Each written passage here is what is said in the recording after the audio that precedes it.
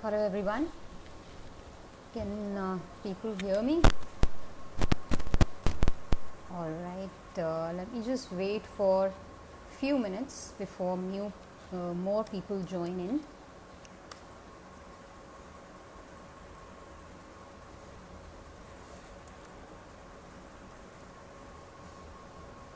Yeah, I think we're live. Yes, we are. All right. Great. So I've received the first good evening from Himanshu Gera. Good evening, Himanshu. Thank you very much for joining in, and welcome everyone whoever has joined and will be joining in few moments from now. Well, this is another lecture in the series of lectures that have been organized by Lawyers Wit Group. Thanks to Tarveen, thanks to Janvi, Astha, and other members of Lawyers Wit team who've been working tirelessly uh, during this entire lockdown. And in today's lecture, we'll discuss Real Estate Development and Regulation Act 2016, which is an act to regulate and govern real estate sector. Before we jump on to discuss the provisions of this act, let me just tell you what all we'll discuss in this lecture. So the focus of this lecture will be to discuss the broad outline or structure of Real Estate Regulation and Development Act 2016. The name is pretty long, so let's just let's just refer it as RERA. So we'll discuss a broad outline or structure of RERA. We'll discuss why RERA has been enacted by government. We'll discuss what it does and in what ways it ensures that the interest of people concerned is taken care of. So before discussing each provision, let me just give you a little brief about real estate sector per se. Well, real estate sector is one of the very prominent sector of our economy, because the biggest investment or the biggest dream for majority of Indians is the ownership of their own house or office. Also, along with that, real estate sector contributes to the development of economy, because there is a huge demand for housing. So huge investments are made into real estate sector. In fact, FDI is also allowed in certain ways in real estate sector, and all this ensures that it is a very prominent sector of Indian economy. As per a report which was compiled few years back by India Brand Equity Foundation, which is a trust set up by Ministry of Commerce and Industry, Government of India, real estate sector is expected to grow up to US dollar, I believe, 180 billion by year 2020. So now that situation has changed, just one second. You'll have to bear with me because my phone is acting up, and there is this problem of ghost touch in it. So something on its own gets touched. So my camera just switched to the other view, so I've changed it back. So we were discussing that the real estate sector is expected to grow up to USD 180 billion by year 2020. Now that, because COVID is there, so we do not know the exact size of this sector because of the deep impact that COVID 2019 has had on economy as a whole, and on all the sectors, on all the aspects of human lives. So the growth of real estate sector is not only driven by growing economy, but it is also driven by and impacted by the government initiatives or policies. Government of India in recent years has, initiated and implemented a lot of measures to promote real estate sector. One of those major initiatives are they're setting up 100 smart cities across the country. They are also setting up affordable housing. The housing for weaker section is also a focus area, and the finances that are required by people to purchase their own houses or offices, the cost of those finances has also been considerably brought down over the years. So in such a scenario, it becomes really pertinent, and it becomes unavoidable to regulate, to leave the regulation of real estate sector, and that is why it is most important to regulate this sector. Now let me just start discussing what are the objects of enacting Real Estate Regulation and Development Act 2016. Well, first and foremost object of this act is that it regulates and promotes the real estate sector. Then it also seeks to lend transparency to the real estate sector transactions. It also seeks to, and this is one of the most important objective of RERA, that it seeks to protect the interest of consumers in real estate sectors. And how it does that? Primarily by establishment of an authority called Real Estate Regulatory Authority, and by devising a mechanism, a complete process through which the grievances or disputes relating to real estate transaction, whether the aggrieved person is a consumer, final consumer of the real estate projects, or whether the aggrieved person is a promoter, the person who is involved in developing the real estate project, or anybody else.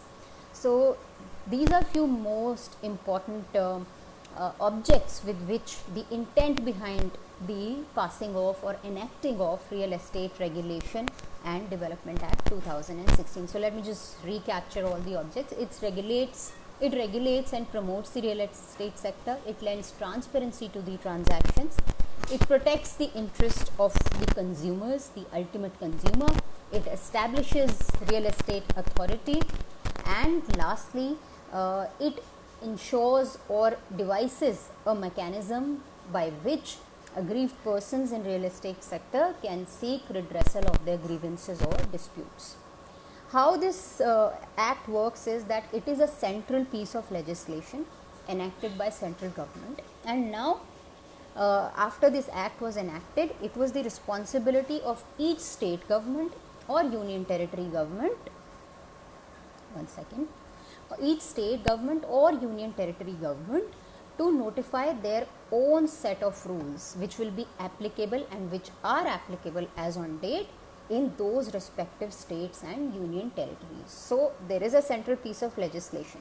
It defines and devises the mechanism, the broad mechanism, the structure, and then the varying part, that is the responsibility of state governments and UTs governments to take care of.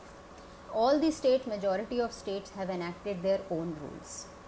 Now let's come to the applicability of Real Estate Regulation and Development Act. Whether it is applicable to each and every piece of real estate in India, the clear answer and the short answer is no. Real Estate Act, RERA Act, very clearly specifies in its section 3, subsection 2 and subclause A that Real Estate Act is not applicable to any real estate project in which there are less than 8 apartments, or the area of which real estate project is less than 500 square meter. So if a developer, promoter, colonizer is developing a real estate project in which there are only 8 apartments or 8 offices, that project, real estate project, will not be governed by provisions of RERA. That's very simple and very clearly specified under the RERA Act. Now what is the need for RERA? Before we go to need for RERA, let me just try and explain to you what is the process to develop a real estate project. Firstly, the developer who wishes to real estate project, the first job that kind of a person does is purchases land for development of that real estate project. Second thing that person has to do is obtain something called as change in land use, because majority of land in India, since we are an agricultural country, is agricultural land. You cannot develop anything, you cannot use agricultural land for any purpose other than for agriculture. So your next step after you purchase the piece of land for development of your real estate project is to obtain change in land use. Your third thing that you have to do to develop a project, real estate project, is that you have to get your plans prepared by architects, engineers, and all the technical people. Plans, by plans I mean building plans, layout plans of your entire real estate project. In every real estate project, if it is a residential real estate project, then there will be flats in that real estate project. There might be swimming pool, there might be a gym, there might be a party hall, and obviously there will be common areas like staircases, like park, and general doorway through which you enter the real estate project. Fourth step would be, once you've prepared the layout plans and building plans, you have to approach an authority and I'm sorry once again, you have to approach an authority and get your plans sanctioned by that authority, and then you can construct your real estate project only in accordance with those sanctioned plans. So if your sanction plan says that your building, your residential project, your real estate project can only have 10 floors in one building, then you cannot make 11th floor unless and until you get your plans amended and you obtain a fresh sanction for those plans. Next step is construction as per the plans, and then after that, once you've constructed your building, your complete real estate project, you approach the authorities once again and you tell them that I have constructed. You are free to inspect and see whether the construction is as per the sanctioned plans or not. The authorities will visit your real estate project and will see that whether the construction is as per the sanctioned plans or not. If they find that the construction is as per the sanctioned plans, they'll grant you something called occupation certificate or completion certificate. The terminology differs from state to state. So occupation and completion, as the name suggests, means that now everything is done, you're free to occupy the property, the real estate project that you've developed. So this is the basic process through which a developer / promoter develops any real estate project. The modalities may change as per the business arrangement between different entities, because sometimes what happens that the landowning company is different, the company which is responsible to develop the project is different, the company which shall market after once it is developed is different. So people get into something called joint development agreement, or people form joint venture companies, and everybody, whether it is landowning company or the company which is responsible for construction, they all become shareholders in one joint venture or SPV, special purpose vehicle, and then they together ensure that entire project is developed right from the time of purchasing the land till the obtaining of occupation certificate, and then onward sale also to ultimate consumer. Then once, just let's suppose you as a buyer want to buy a property, a unit, a residential unit in any real estate project. What will you do? You have no specified way to find out whether the title to this land on which the project is concerned is clear, whether it actually exists in name of a person who's claiming to be its owner, whether the plans were sanctioned or not, whether the construction is as per sanctioned plans or not, and whether occupation or completion certificate has been granted by authorities or not. So many times another problem that we've seen in real estate project is delayed possession, that the money that was collected from all the allottees, all the people who booked their flats or offices in the real estate project was not used properly, and the company which was developing the project ran out of funds, midway, or they misuse the funds, or something or the other happened, because of which they were not able to complete the construction of the project, and in turn they were not able to grant the possession to the ultimate consumers, the people who have actually purchased the flats or offices in the real estate project. So these are few problems which I just listed out, that a consumer does not have any way to find out, any certain way to find out whether whatever they are claiming, the promoter is claiming, that is true or not, firstly. Secondly, whether the project will be delivered on time or not. So basically what you do as a consumer, you just see, okay, this particular developer has developed so many properties across the country or across my state, so certainly this time also they will deliver the project on time, and it will be good quality construction, they will certainly comply with laws. So keeping in mind their past reputation, you invest in a particular project. So that is the way usually all the final consumers, ultimate consumers follow. But to ensure that the process that the consumers are following is not that vague and is not that unsophisticated, Real Estate Regulation Act steps in. Now what it does is, it imposes certain obligations on the promoters of the projects, through which it can be ensured through which the buyers or the allottees can know whether the real estate project is, the promoter has been complying with all the permissions, all the laws or not, whether the plans are sanctioned, whether the title is actually in name of the promoter or not.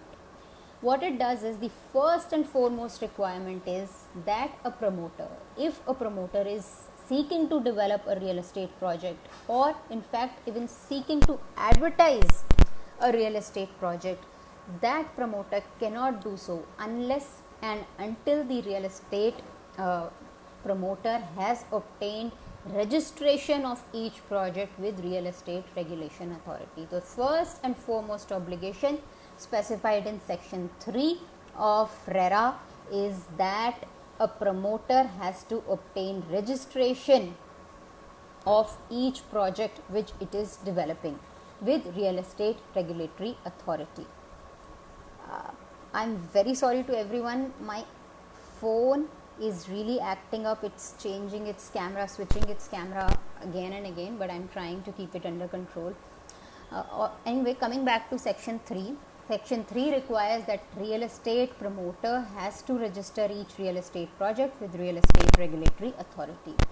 Once the project has been registered with the Real Estate Regulatory Authority, only then the promoter can advertise, can offer for sale, can issue flyers, can advertise on TV, can advertise on web, can issue prospectus. You must have seen those beautiful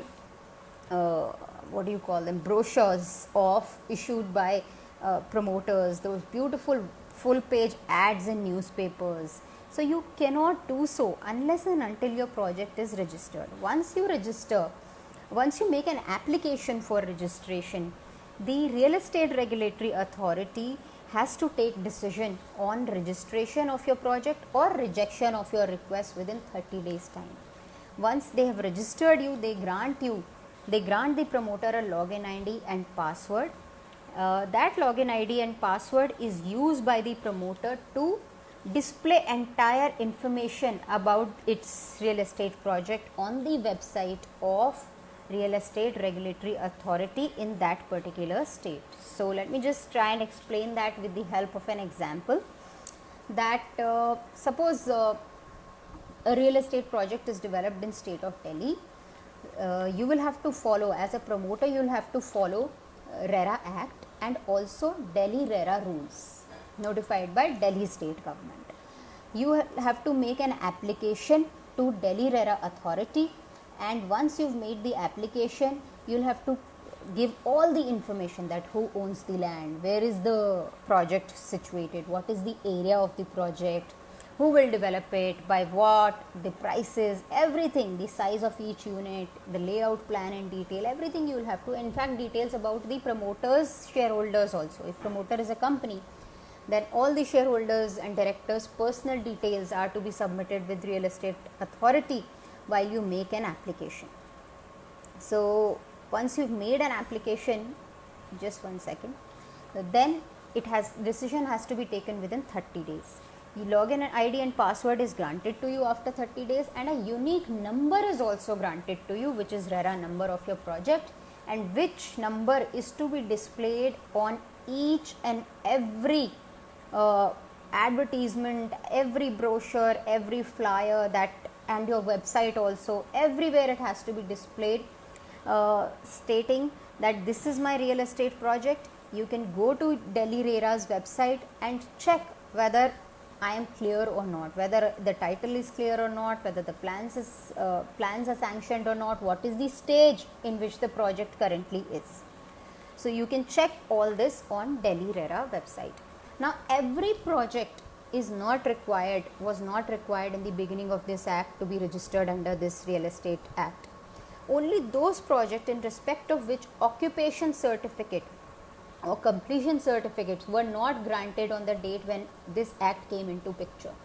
So only those were required to be registered under this. However, now that the act was passed in 2016, every project, every new project, if there are more than 8 units in that project, or it is more than 500 square meters, then you have to mandatorily register it with RERA authority, giving all the details. Once it is registered, your details will be visible on the state's RERA website. So this is an added responsibility of state, that state has to make a website and launch it, and display details of every real estate project registered with that particular RERA authority. Now, what are the other obligations of the promoter through which it is ensured, through which the interest of the consumer is ensured? First obligation that is placed on the promoter is escrow account. Now, what we've seen is that usually the main problem that consumers are facing is delayed possession. Now, to tackle this, the RERA proposes that you have to operate a special bank account in a scheduled bank. Scheduled bank means which are specific banks which are specified in Reserve Bank of India's schedule. So you have to open a special bank account for each project in a scheduled bank, and you have to submit and deposit 70% of that real estate project's money that you've collected in that particular account. Now what it does is, once you've deposited that 70% money, you can withdraw money only in proportion to the stage of construction of your project. So suppose if you've constructed 20% of your project, you can only withdraw up to 20% of money from that escrow account, and you cannot self-certify that I have completed 20% of project, so I am entitled to withdraw 20% of money from that account. No, you have to submit 3 certificates with RERA authority. Those are certificate by an engineer, certificate by an architect, and certificate by a chartered accountant in practice, which these 3 professionals will certify that this much is the percentage of construction of the project right now, and so this promoter is entitled to withdraw this much amount from the escrow account. So the idea behind this provision is enshrined in section 4(2)(d) of RERA Act. So the idea behind this is that the promoter is not allowed to misuse the money that it has collected from the consumers, from the allottees who've booked their flats or offices in its real estate project. So this is the basic idea, and I hope this will go a long way. The act is fairly new. So many things other than RERA have also been done in recent past to protect the interest of consumers in real estate sector. However, that is not the focus of discussion right now. The next obligation that is placed on the promoter of a real estate project is advertisements. You cannot issue any advertisement that you wish to issue about your project. You have to be very careful when you are issuing any advertisement, when you are making any claim, any statement in that advertisement. So usually what we've seen is that all the advertisements in newspaper or in TV or elsewhere about the real estate projects are really attractive. They create a graphical presentation on computers, on softwares, on really sophisticated softwares, and then they show you that this is how the project will look ultimately. They also claim that these are the kind of facilities that we'll provide in our real estate project. However, if any person, on the basis of the information that you've given in that advertisement or flyer or advertisement in any form, and that person pays money to you, and then that statement or claim is found out to be false, then you are liable to compensate the person who has invested in your project. If that person who has invested in your project wishes to withdraw from your real estate project, you will allow that person to withdraw and you will return the investment made so far. And while returning the investment, you will also pay an interest on that investment which you are returning. Now that interest portion, the rate of interest that shall be levied differs from state to state and union territory.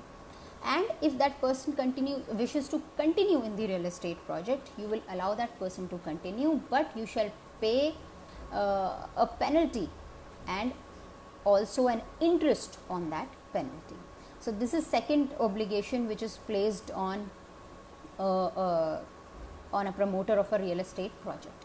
Third very important obligation that is placed on promoter is adherence to the sanction plans. A while back we discussed what is the idea behind sanctioning of plans. So now here it is discussed in section 14. What it does is that it is imperative for a promoter of a real estate project to adhere to the plans which have been sanctioned by authorities.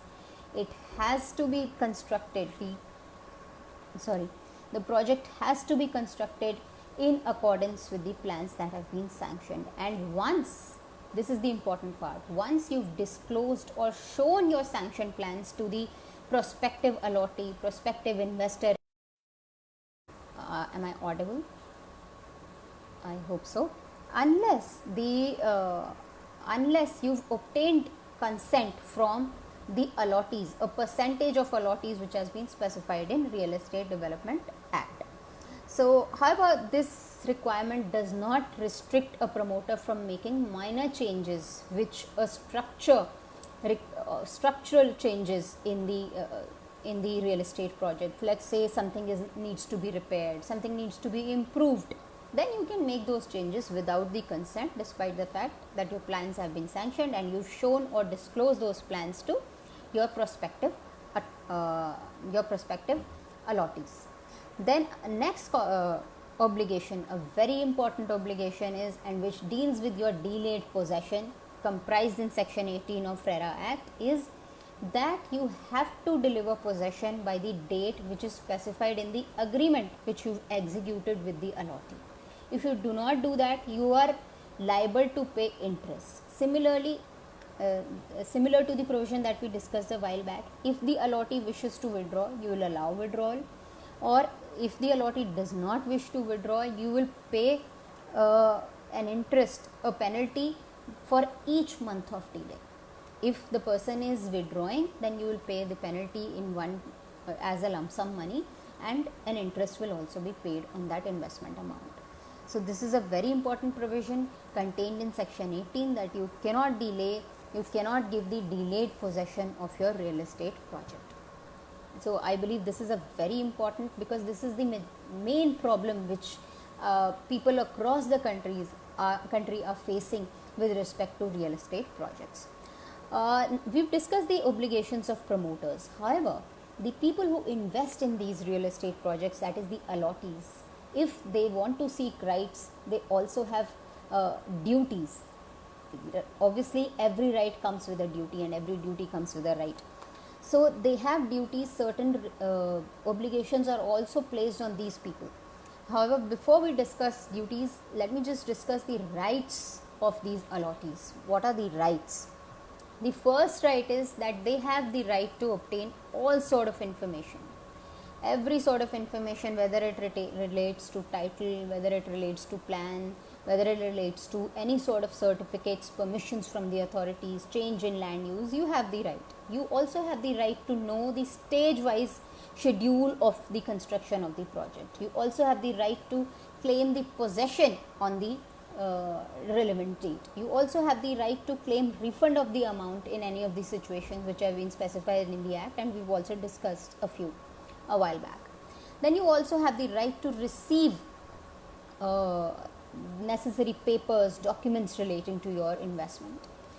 The obligations that you have to follow, that you have to comply with, are that you have to make all the payments on the due date itself. So if your payment plan is such that you have to make payment every month or every 2 months, every 3 months, whatever that date is, that relevant due date is, you have to make payment by that date. If you do not make payment by that date, you also have to pay interest, a penalty on that delayed payment. Another obligation that you have as an allottee in a real estate project is that you have to take possession, accept possession whenever it is being offered by the real estate promoter. One more obligation that is placed on you is that you have to participate in the registration of the final sale deed. Once your flat or the office is ready, it is constructed, occupation certificate has been granted, then a sale deed or conveyance deed is registered with the sub-registrar of assurances of your state, where of your district, in fact, where your property falls.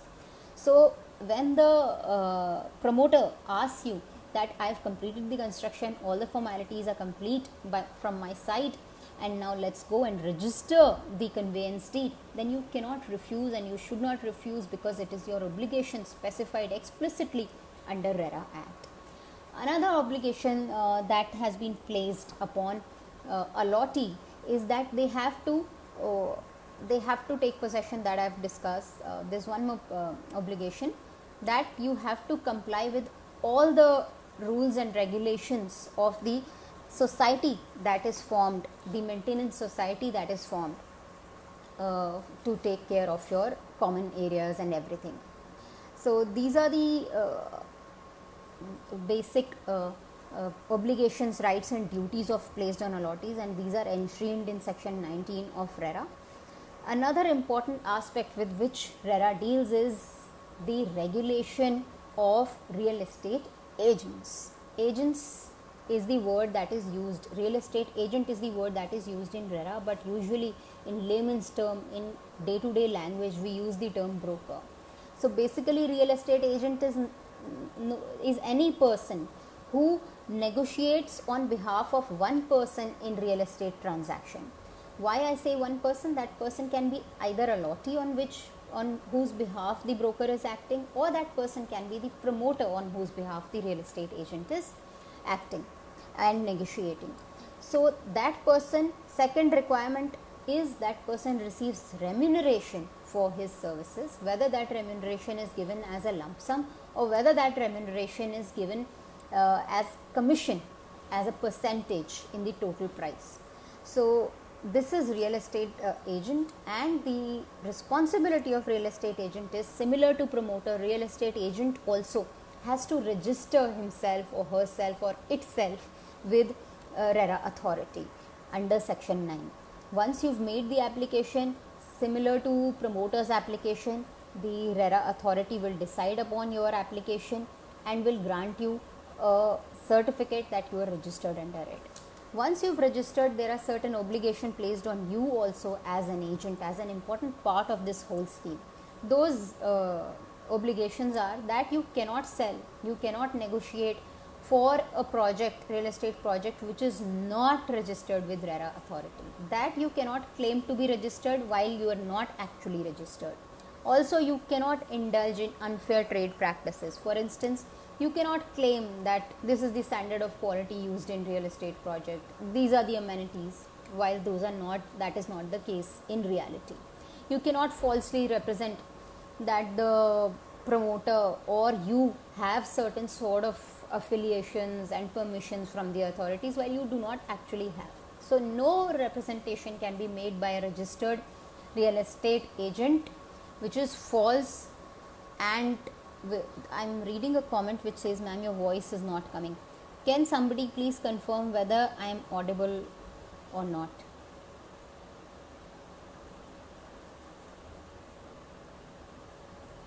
Can somebody please confirm whether I am audible?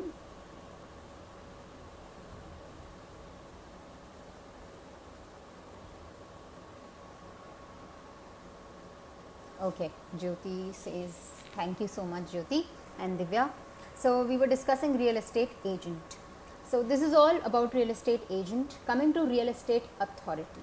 Every state, as I told you, and every UT is responsible to form, to establish, to set up a real estate regulatory authority.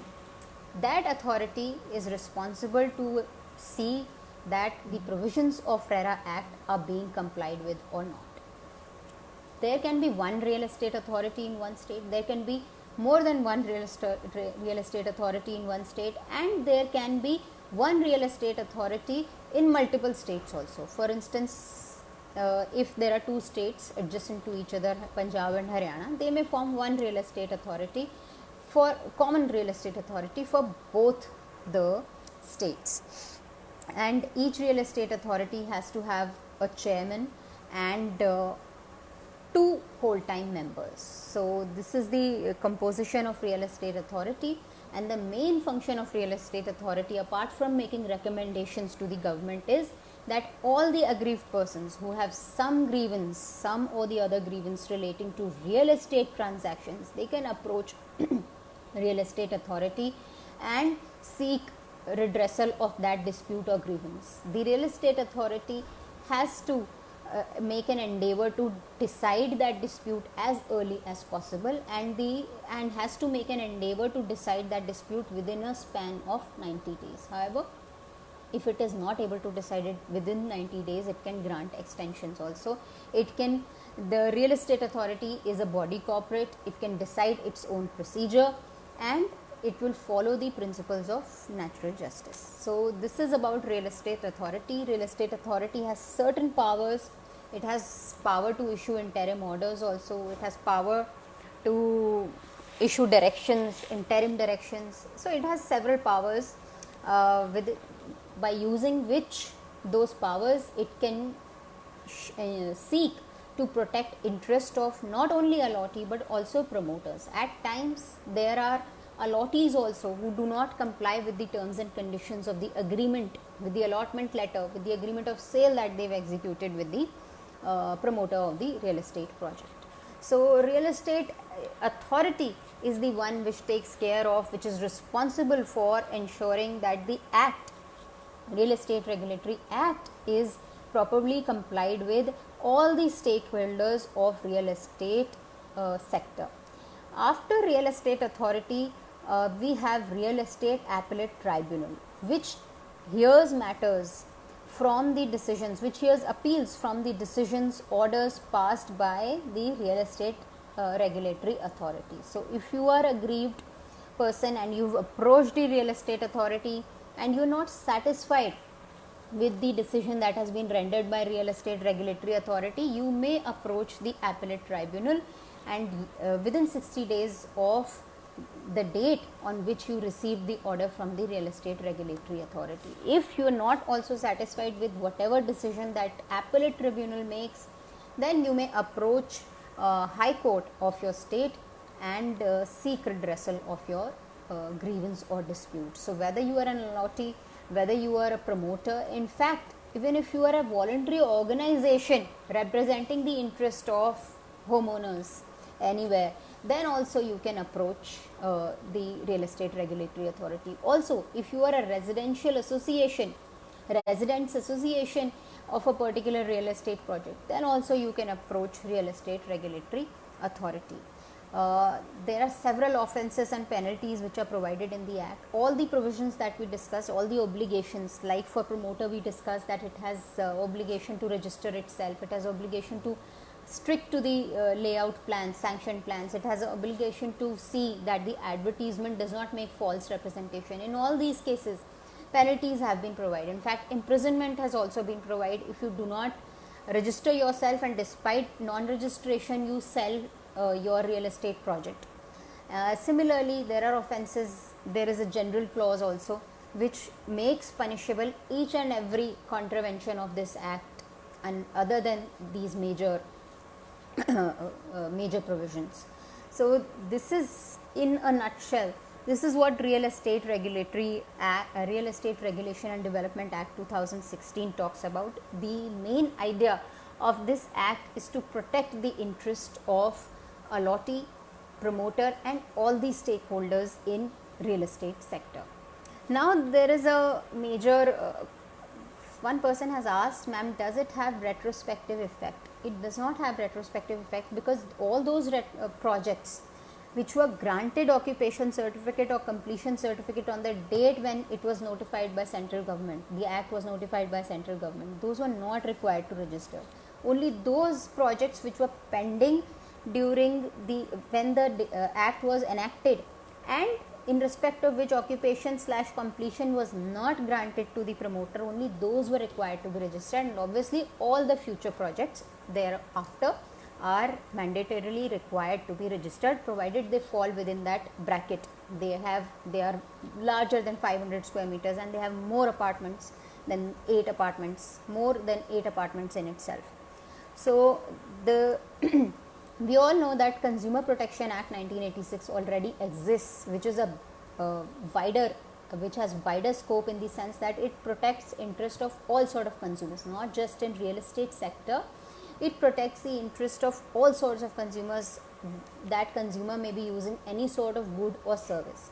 So the question is whether after enactment of Real Estate Regulatory Authority Act, whether you can as a consumer approach consumer protection forums or not.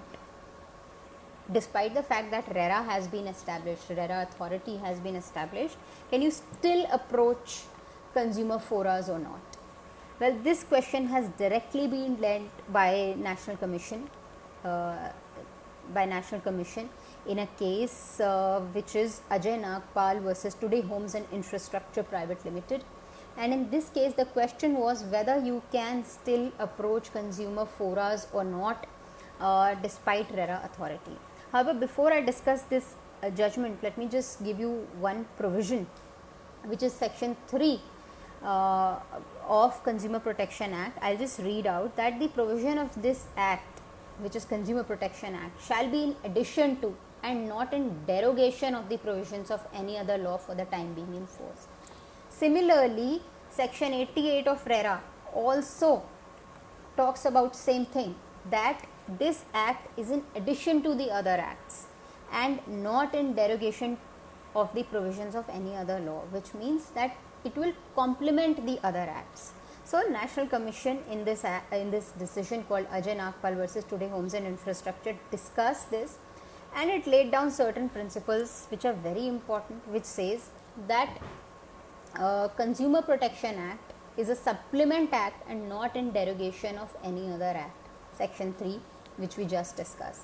A consumer who is aggrieved by a defect in goods purchase can approach the consumer fora, and in fact class action complaint is also permissible.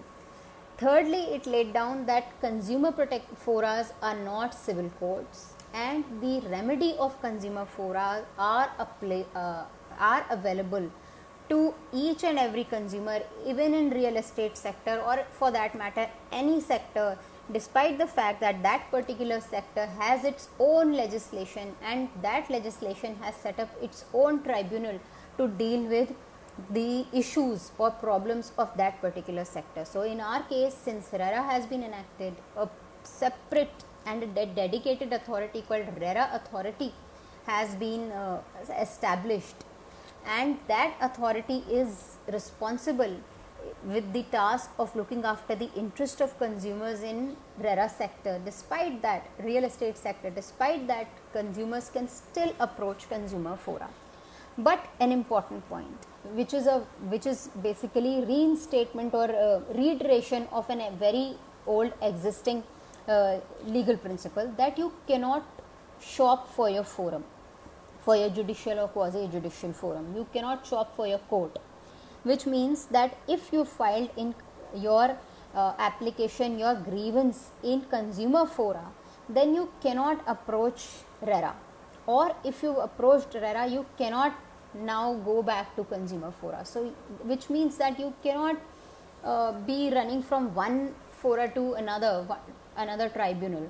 So if you've chosen remedy under Consumer Protection Act, you have to proceed with your remedy before consumer protection, unless you agree to withdraw your grievance from consumer forum and take it before RERA authority. So you have to choose either, and despite RERA Act, despite Consumer Protection Act, you have as a consumer remedy before both the acts, under both these pieces of legislations.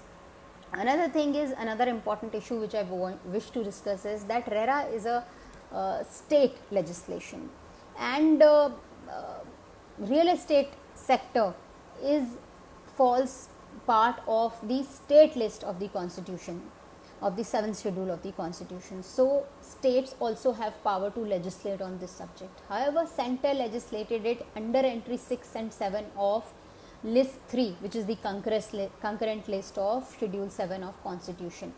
So entry 6, I would like to tell you what entry 6 and 7 deal with. These two entries deal with contracts and transfer of property. So RERA was passed under these two entries of schedule 7 of Constitution, and because it is in concurrent list, and because of article 254, which says that central piece of legislation will have precedence over state legislation, that is why the existing state laws which were existing on the date when RERA was enacted have been preceded over by RERA Act. For instance, in Maharashtra there was an act. In fact, the scope of Maharashtra Act was bigger than RERA. RERA provides that it is applicable only to those real estate projects which have more than 8 apartments or which are bigger than 500. But Maharashtra Act, which is actually Maharashtra Housing Regulation and Development Act, was applicable to all sort of real estate projects. Similarly, West Bengal also had a legislation on real estate.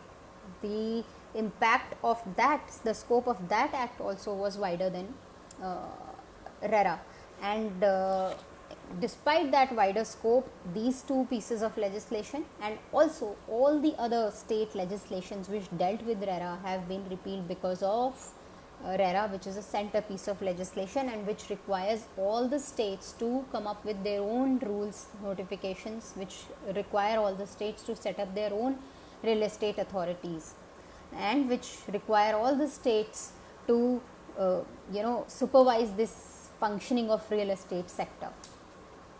So this is all that I wish to discuss under RERA. We can discuss the provisions of RERA in great detail. However, for this brief session of 1 hour or so, the outline and structure that we've discussed is in my understanding good enough to understand that how RERA's provision seek to protect the interest of not just the consumer. However, the statement of object of this act specifically mention that one of the major important object of this act is to protect the interest of consumers in real estate sector, but it also seeks to balance the rights of promoters of real estate projects. So it's not heavily, it is tilted in favor of allottees. However, it also places allottees under certain obligations to ensure that the promoter's interest is also taken care of. So here we have certain questions.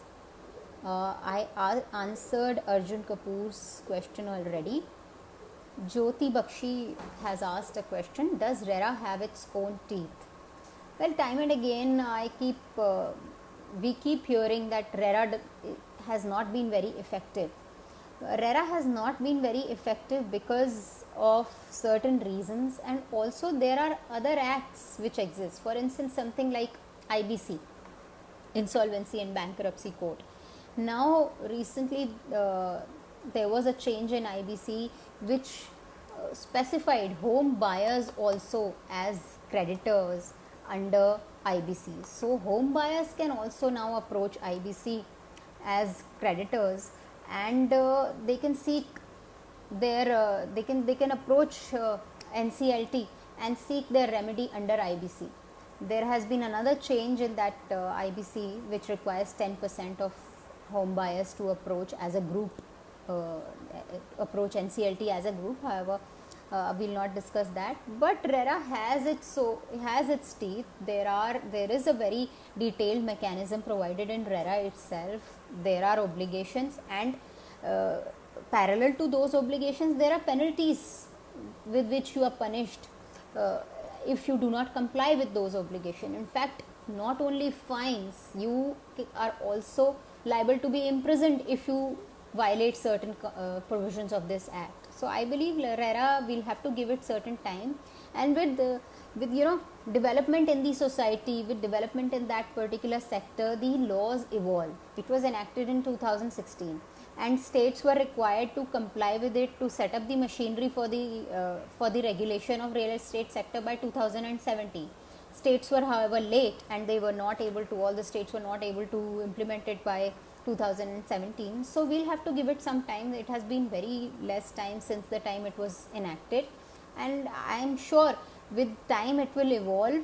Not just the authority, but the act in itself will evolve, and it will ensure that the interest of the buyers are protected. However, now situation is different because as a world, we've been impacted by COVID 2019. So we'll have to see how this pans out. Himanshu Gera has asked, when developer does not provide possession of property, where should we complain? We just now discussed that there is a specific provision that if you're not getting possession of your property, you can approach a real estate regulatory authority, and you can file your complaint as an aggrieved person with RERA authority and tell them that I was informed as per my agreement I was supposed to be granted possession by so and so date, and that has not been done so far, and this is my case. So you can certainly, there is a specific explicit provision under RERA, and you can approach RERA authority. Sagar Chauhan has right, what kind of reliefs which consumer courts cannot provide? Well, consumer court basically were established and they operate under Consumer Protection Act. As the name itself specifies, that Consumer Protection Act has been enacted to ensure that the interest of consumers is taken care of. Who are the consumers? Who ultimately use the goods. So that is why the interest of allottees is protected by Consumer Protection Act and the consumer fora that have been established under Consumer Protection Act. But as opposed to this, if you are a promoter, then would your grievance be solved, or would your grievance be taken care of by Consumer Protection Fora? In my understanding, no. Then you will have to approach Real Estate Regulatory Authority, because you're not consumer of services or goods when you are promoting or developing a project. And then you will have to approach Real Estate Regulatory Authority. Pramod Kumar is writing, which forum is the best forum among RERA, Consumer Forum or Civil Court? You will have to add IBC also to this list. So, see, I will not say which forum is best forum, because best is a very difficult word. However, we'll have to, keeping in mind the recent developments in recent past, in my understanding and my experience, IBC has proved to be a very potent weapon in hands of consumers. However, after this change that 10% of home buyers are required to come together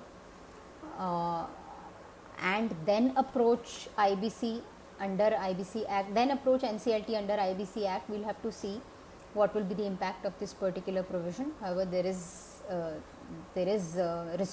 restraint from the, there is a resistance from the society against this, from the home buyers lobby against this particular provision. So I'm not sure how to say which forum is best, but IBC is people are getting their relief and remedy under IBC when it comes to real estate projects. No, we just discussed that, Miss Indu Prasad, and we cannot and we should not approach both RERA and Consumer Forum. This is a very recent judgment which I discussed, very recent decision which I discussed of Ajay Nagpal versus Today Homes and Infrastructure Private Limited by National Consumer Disputes Redressal Commission. In fact, there have been other decisions also prior to this, Supreme Court decisions, where the Consumer Protection Act on one hand and some other special legislation like RERA have been discussed by Supreme Court in detail, and it has been laid down by Apex Court and also by High Courts that consumer remedy under Consumer Protection Act is available to all the consumers, irrespective of the fact that the grievance of that particular consumer relates to a situation for which a specific dedicated legislation has been enacted and a specific tribunal has been set up. Despite that, you can still approach Consumer Forum, but you cannot shop for your forum that we discuss. You cannot, thinking that we'll exert pressure on our promoter and file complaints right, left and center, that will not help your cause in my understanding. So, I think there are no more questions. Let me just check if I've missed on any question.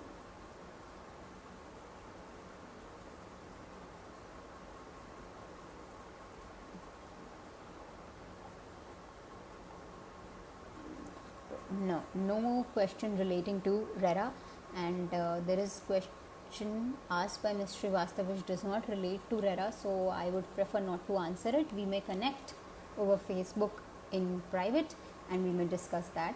And thank you very much whoever today joined in this session and chose to hear my views on RERA, and I was glad to be part of this discussion with you, and thank you for asking queries and questions. I'm hoping to see you again, and thank you once again lawyers with Tarveen, Jahnavi and Astha and the entire team who's worked really well during lockdown and kept all the lawyers engaged, and the rate at which we shared information amongst ourselves as lawyers has been tremendous, and I have gained so much during this lockdown because of this series of lectures that Tarveen and lawyers would have organized, and I'm happy to share my knowledge that I've gained as a lawyer in past few years. Thank you very much. It was great for me. Hope it was great and informative for everybody who joined.